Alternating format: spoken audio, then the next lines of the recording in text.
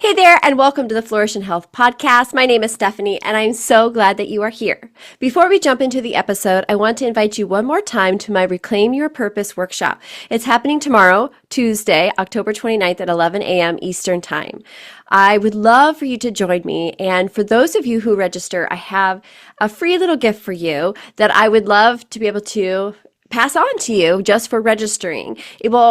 The workshop will happen right in my Facebook group, but when you register, you'll get a personal reflection journal that I've created just for you to help you kind of work through some of the things that you might want to see for your life. So I hope that you would join us in our community and have fun at this workshop, and I hope that you'll learn something. So please make sure to check the show notes for the link so that I can make sure that you have all the information you need to join us tomorrow, October 29th at 11 a.m. Eastern Standard Time. All right. Thank you so much for joining me today, and I hope that you enjoy the episode. Hi, and welcome to the Flourish and Health podcast. My name is Stephanie Book, and I am so glad you are here. My hope is to help others see their life beyond where they currently are right now, move away from places where they feel stuck, and empower them to move into a flourishing life. Together, we will learn to recognize our true identity in Christ and apply a reframed mindset to combat the lies that we've been believing about ourselves. We will walk the journey of flourishing in our health, in mind, body, and our connection with God. I'm so excited to walk this journey with you as we create new habits of thinking and turn toward a life that is flourishing.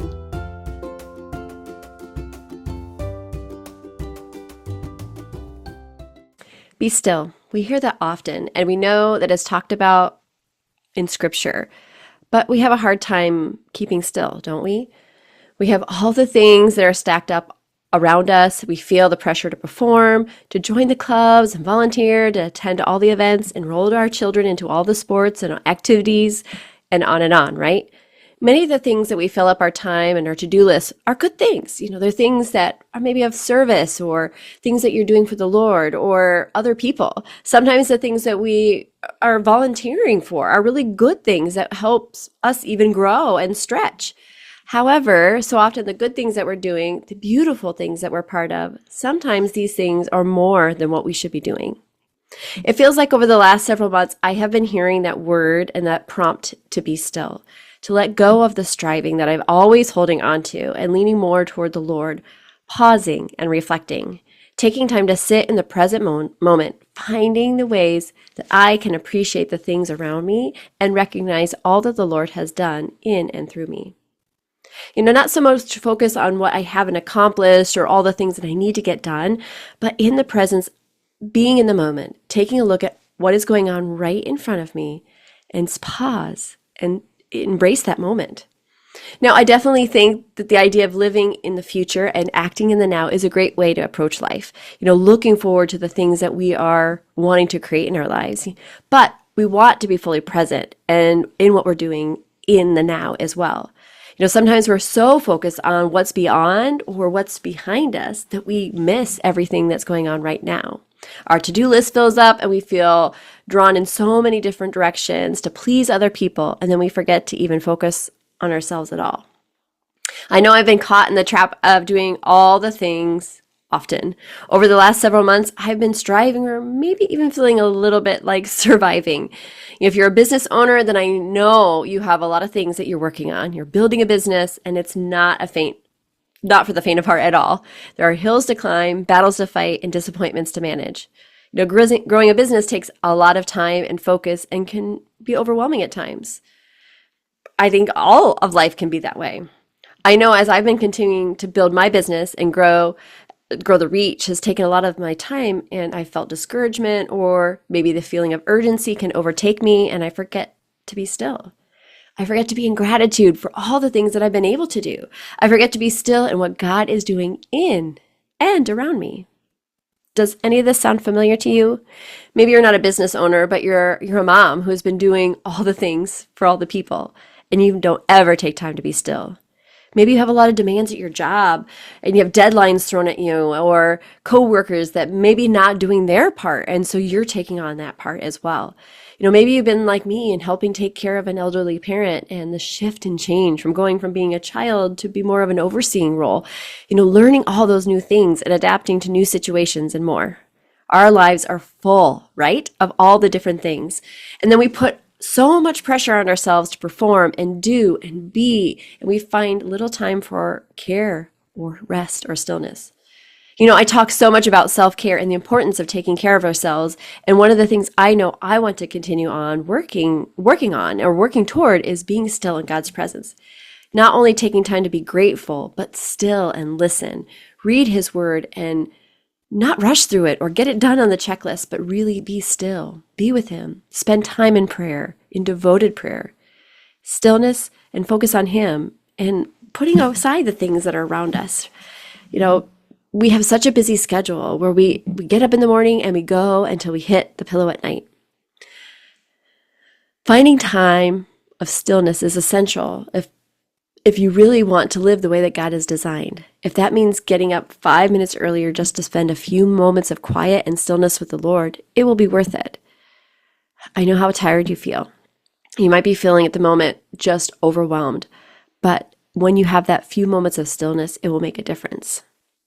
When I was thinking about the idea of rest and hustling and doing all the things, it made me think of a book I read called Holy Hustle by Crystal Stein.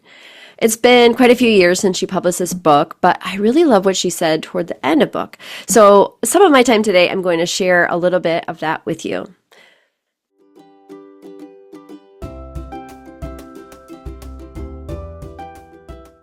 Holy Hustle, Embracing a Work Hard, Rest Well Life, Crystal Stein. She says, so why rest? Unlike with the world's version of hustle, we rest because we follow the model of work God showed us in the beginning.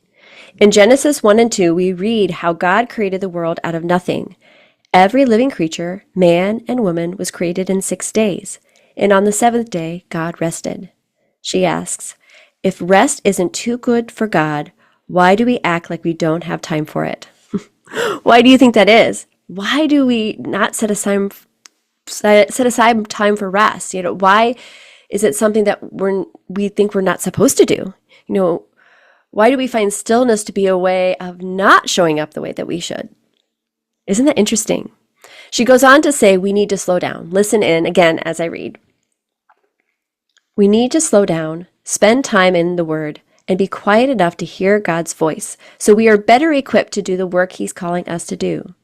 When I try to go 24/7 without a break, not only do I burn out, neglect my family, and serve as a poor steward of my health, but I start to make hurried decisions based on my agenda and dreams instead of listening to God's quiet guidance.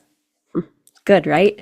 Charles Swindoll wrote, God never asks us to meet life's pressures and demands on our own terms or by relying upon our own strength, nor did he demand that we win his favor by assembling an impressive portfolio of good deeds. Instead, he invites us to enter his rest. Wise words. God worked and called it good, and he rested and called it holy. We're invited to join him in that rest because in those moments we can lay down our burdens, abide with him, and do what he created us to do, refresh our souls for the coming days. I love that, right? And I talk about that. I've talked about rest before, how we can implement that into our lives. What can you do? How can you implement rest into your life? What does that even mean for you? Crystal says we are invited to join him in that rest because in those moments we can lay down our burdens, abide with him, and do what he created us to do to refresh our souls for coming days. She says, rest for me used to look like sitting on the sofa, mindlessly snacking while watching television. I thought I deserved that break and that doing nothing was just how I was supposed to relax. But I often felt more exhausted, gross from the sugar I'd consumed, and completely unmotivated to do anything at all. May I bust a myth for you? Rest looks different for everyone. I have friends who are energized by a long morning run where they can be alone with their thoughts, prayer, and the pavement. I have other friends who are rejuvenated by gathering people in their home for good food and great conversation. And you might find you are your best rest is when you're reading a book, creating art, playing music, or gardening. God has created us with such care that there should be no surprise our rest can be unique as our work.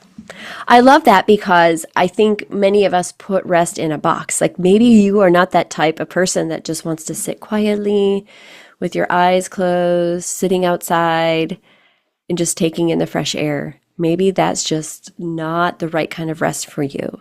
Maybe it is using your creative outlet. For those of us that have a creative mind, I do think it's good sometimes to sit quietly, but maybe your soul rest, that time of refreshment for you, is something where you're working with your hands. Like they talk so much about when you're working with plants. And I think in the summer, I love when I have my garden, because sometimes if I need just a break from all the things, I can go out and pick some tomatoes, maybe prune the bushes. And it's like, it kind of refreshes your soul a little bit, right? So do you have a way that you can go about for rest? I think many of us, are like her. We mindlessly watch TV and, have a snack and escape it all. Now, I do love a great movie. If you know me, I do like watching some Netflix once in a while. I know but that's not quite the true rest. I don't think that it's not the stillness or the time when we can really be filled up and restored. It's kind of more mindless, but sometimes that's okay too. She says, just as striving is the gone too far side of serving, laziness is the gone too far side of rest. We need rest, but our rest has a purpose. It's not meant to be an excuse to avoid work. Sabbath is a day set aside, a time to walk with the Lord in prayer. It's when we can thank Him for the work we've been given and seek His will for what's to come. Time to rest, whether it's the end of each day when you close your office door, on the weekends with your family, or a day you choose to dedicate time with God. It's meant to be time of inactivity, but a time of intentional connection with God. Do you feel like you've slipped into laziness, or are you creating true rest and connection with God? Are you stopping at all during the day to rest? Do you continue to put pressure on yourself to strive and do more, do all the things for all the people? What is your level of rest in stillness? I know sometimes it's easier when we get frustrated or overwhelmed, just escaping and just not doing anything. It's just a way of escape, but this stillness is different. This rest in the Lord, the rest of the quiet. And like I said, even when I'm in the garden, though I'm not sitting there with my eyes closed, I'm just there with my thoughts. I'm outside, I'm breathing in the fresh air, but I'm doing something that's beautiful or taking care of it. Or maybe you're a painter or someone who likes to draw or a quilter and it's fun for you. Now, quilting for me, it takes a lot of brain power. So it's not a time where I'm going to feel rested, but some of us need that. Some of us want that way where we can have that connection. I think sometimes even when I'm driving, sometimes when you want to be alert enough to drive on the road, but sometimes just having that quiet in the car, no noise, no podcast, no book, but just the stillness of driving down the road and just you and your thoughts with God. I think that is even work sometimes. Like, what is it, that you can find that way to connect? Once we find that true rest and stillness for us, then we can see what benefits, we have by being still and having the rest. I think that when we come to that point of acceptance of the rest and stillness, when we have that understanding of that connection and what it does for us and how it fills us up, right? It makes a difference. And so I challenge you to find a way to bring in the stillness, to find that rest. When we are well rested, we can make better decisions, serve in our full strength, and better handle all that comes our way. Those unexpected detours in our journey won't feel as terrifying or frustrating when we can approach them after time spent abiding with God. When I'm striving or being lazy, I'm trusting in my abilities to make things happen or my feelings of prideful righteousness that I deserve something more than what I have. When I'm working hard and resting well, I'm trusting God to direct my days, protect my reputation, and open the right doors in His timing. I know I needed to hear that when I reread this. When we've taken the time to lay down our work and intentionally seek the kind of rest God created us to enjoy, we're able to pass those blessings along to those He has put in our lives. We can model rest to our families, we can prioritize people over projects, and we can enter our work ready to serve with our whole hearts. We can also create a sustainable model of a holy hustle that allows us to do the best possible work for God's kingdom as we chose to intentionally work hard, rest well, and repeat. So, my friends, if you follow me at all, this is nothing new, right? I talk all the time, like even last week, about filling up our cup, and I had this bowl that I showed and it was, it's empty. There's no longer anything in there. There's nothing left to give. And that's our soul too. That's part of us. We want to make sure that not only are we taking the time to take care of us, but we are having that time to connect with God, to really be still.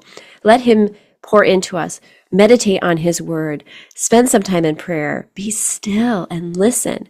Don't just read it and put it down, but be quiet. Give that time for the Lord and you to have that conversation, to allow Him to speak to you. My friends, so where do you think you fit in all this talk of rest and stillness? Is it something completely foreign to you? Is it something that maybe you want to consider? I hope that maybe I've reframed your mind a little bit and helped you look at stillness a little bit different ways. Maybe you can find a way that maybe bring in a little bit more of stillness into your life, bringing those quiet moments, finding that time, even if it's just a tiny bit, to allow the stillness to breathe in and breathe out, to allow God and you to have that time together, so that He can refresh your soul. She talked about that passage, and I talk about it often, where, if we don't fill up our cup, we are not going to be able to give what we want to give. And so I hope that when you take this time to practice some stillness, practice some rest, I hope that it will be one that encourages you, one that fills you up, one that energizes you. And it seems funny that stillness can energize you, but when you're doing it in this way, when you're connected with the Lord, it will. So at the end of Crystal's book, or end of that chapter, she encouraged us to read Psalm 46:10 in several different verses. And I thought, I did that, and I thought it was really cool. And I thought, why don't we do that together today? So to close this out, it'll be a little bit different than normal, but I'm going to read several different passages or several different translations of Psalm 46:10. And I just found it really, really cool. So I hope that this will be something that you can listen to. And so I'm going to pause for a moment and start it, so then maybe you can go back and listen to this again and again as you need to have that reminder to be still and rest in Him. Stop your fighting and know that I am God, exalted among the nations, exalted on the earth. Step out of the traffic, take a long, loving look at me, your high God, above politics, above everything. Be still and know, recognize, understand that I am God. I will be exalted among the nations. I will be exalted in the earth. Be still, be calm. See and understand, I am the true God. I am honored among all the nations. I am honored over all the earth. Be still and know that I am God. I will be exalted among the nations. I will be exalted in the earth. Surrender your anxiety, be still, and realize that I am God. I am God above all the nations, and I'm exalted throughout the whole earth. Stop fighting and know that I am God, exalted among the nations, exalted on the earth. Cease striving and know that I am God. I will be exalted among the nations. I will be exalted in the earth. That's enough. Now know that I am God. I am exalted among all the nations. I am exalted throughout the world. He says, be still and know that I am God. I will be exalted among the nations. I will be exalted in the earth.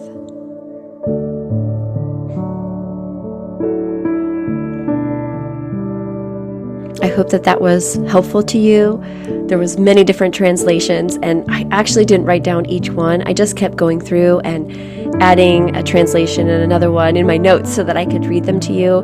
And I encourage you to do that as well. And I love how the end is almost always the same. I will be exalted in the earth. I'll be exalted among the nations. I will be exalted in the earth. But each way of just catching your attention, be still and know that He is God. So I'll finish up today with one more little bit of Crystal's book. I hope that today encouraged you. Please pass this on to anyone that you think would encourage. I hope that it encourages you to be still, to find that time with God, to make it a priority, to have that rest and soul rest with God, and that it would bring you into the right frame of mind to be able to do all the things that you have in your life with a little less pressure, a little less striving, a little bit more God. We can be still and rest well because God is the I am, the beginning and the end, the Alpha and the Omega. He gave us His model of work and rest at the start of creation, and He continues to be active, working in our lives and inviting us to enjoy the same rest today. The work is good and the rest is holy. Be still.